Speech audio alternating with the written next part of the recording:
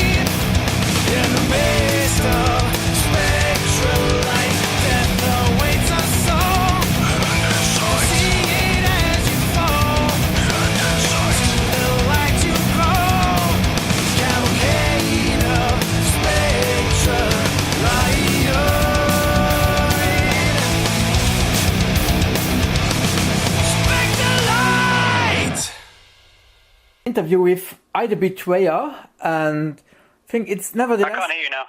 A strange name with a comma in it. So why did you choose this name? Well, when we got together, we started jamming some songs, and then we went to like the Hard Rock Cafe in Oslo to try and figure out this stuff. What should we call the band? And what should we call the songs, etc. You know? And so we all came up with an idea for a song, and we put it out like on a piece of paper and I came up with Eide Betrayer because basically because people always sort of betray each other one way or another, you know. Mm-hmm. So like that's where that came from, and so I mean in my life that's kind of been a bit true, but that's where that came from. It was my suggestion. We all voted on which one we liked best, and this one came out on top. So yeah, we had some other suggestions as well, but I can't remember any of them now. Okay, well the band got formed about 3 years ago, And I have read here April 2014, and we're now May 2017, and now it's only release of a first EP. So did you rehearse so long? We took a long time because we're all family guys. We have families and jobs and stuff, so it's taken a long time to get schedules and everything together. Also, when we were recording the first EP, we had an issue with the actual recordings themselves, so we had to go back and re-record all of the guitars. So it kind of set us back a little bit.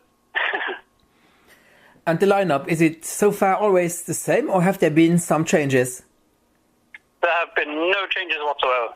I began the band by writing one song, which is Creatures of Hate on the EP, all those years ago, in 2014.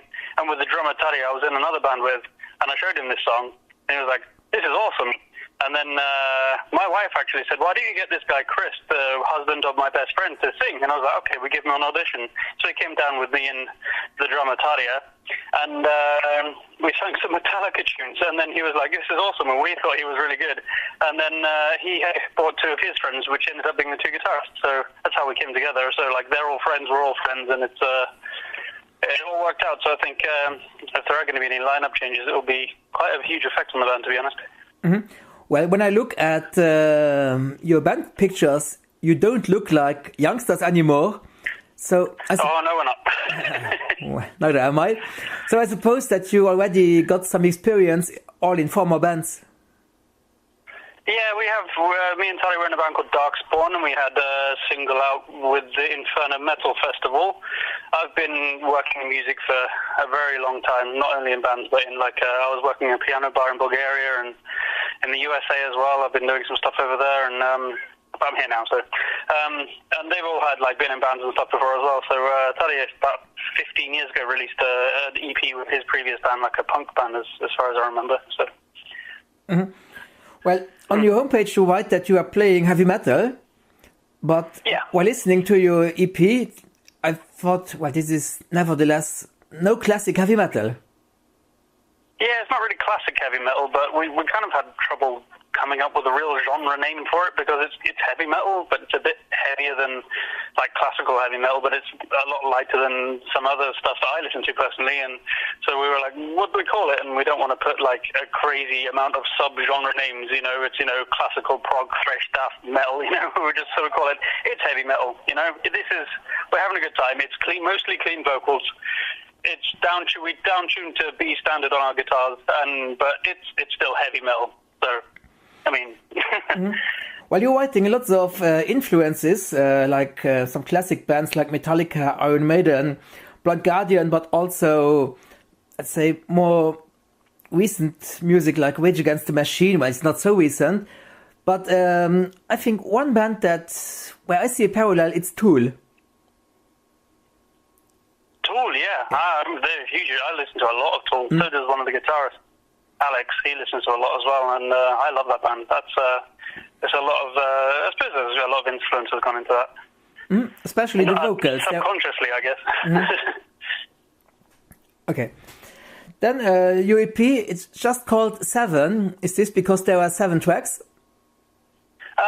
Actually, the singer has this theme throughout the song. It's 7 sins, not the 7 deadly sins from the Bible, but 7 sort of sins of humanity and sins within society and stuff. So that's where that comes from. It's just a coincidence that there are 7 songs on the EP. Okay. Men opbrechen auf Radio ARA den Interview mit IDB Twayer, eng Metalband aus Norwegen, ha Interview nicht der Sänger Kyle in Engländer, und der lässt mal nur der zweite Stecker Boaster.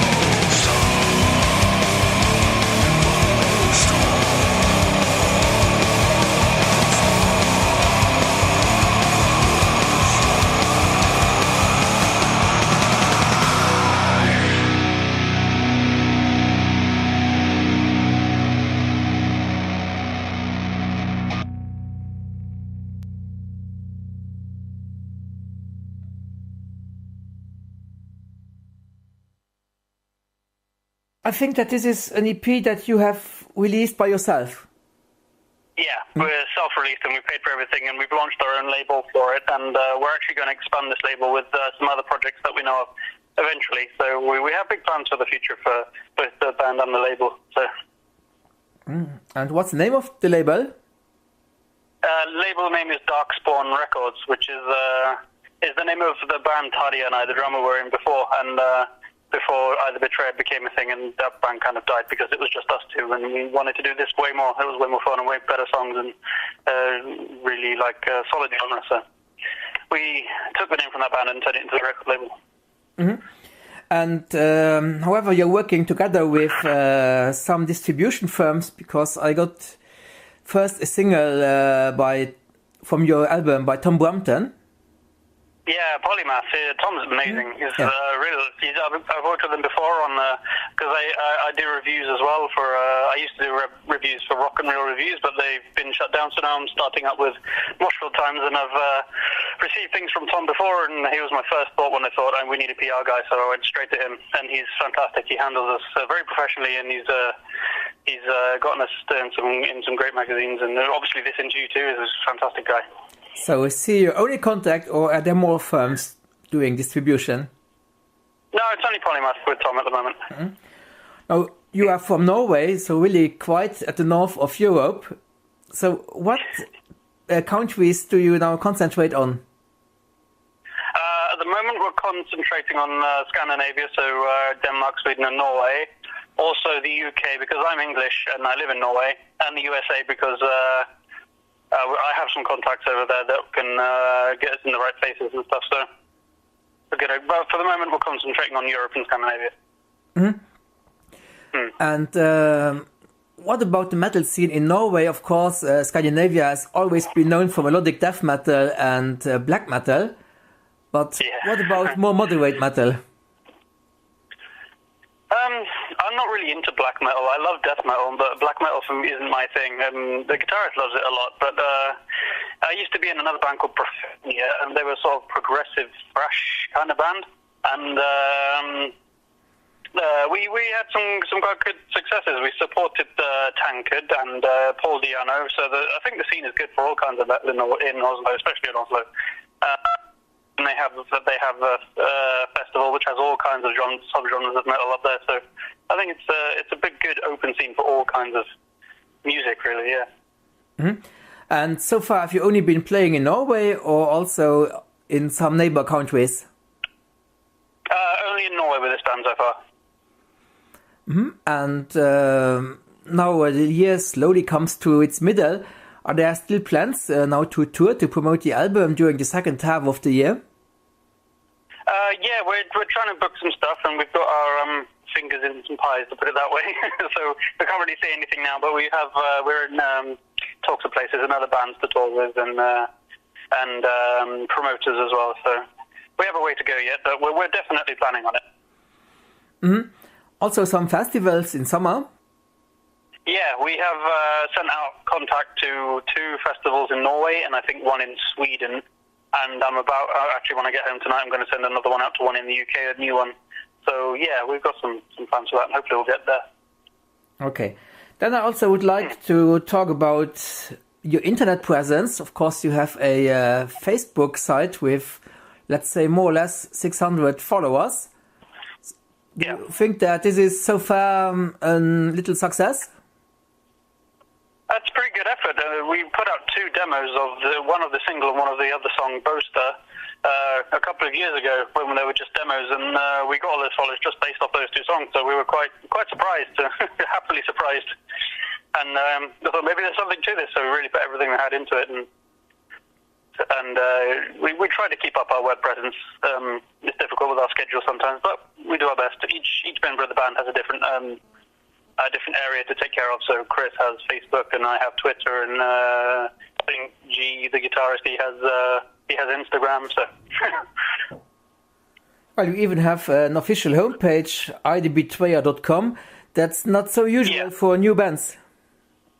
No, well, I'm a web designer, so I thought we absolutely must have it if we're going to be any kind of serious band. If we're going to do this seriously and have a PR firm work for us and release an EP properly, so I designed it and built it myself, and we think it gives us it gives both us like a professional look image, and it also gives any prospective fans a direct place to go to find out about us and buy stuff and that kind of thing.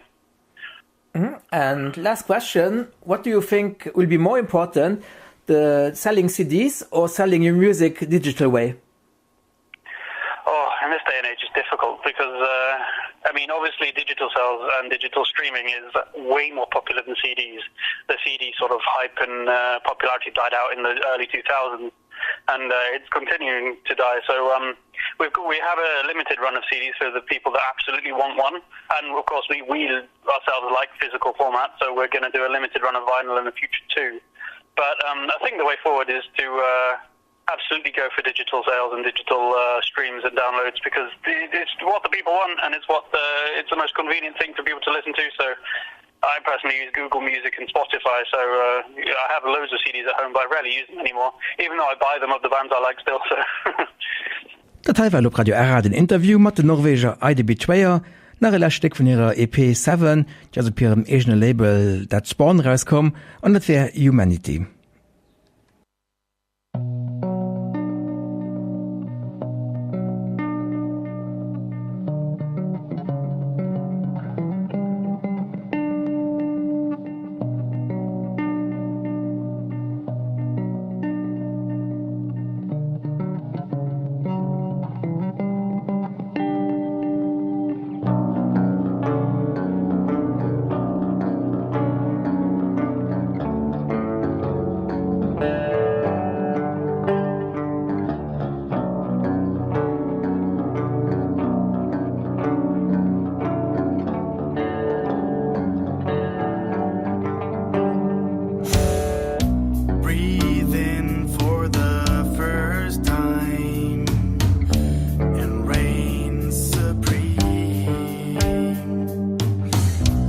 Satan.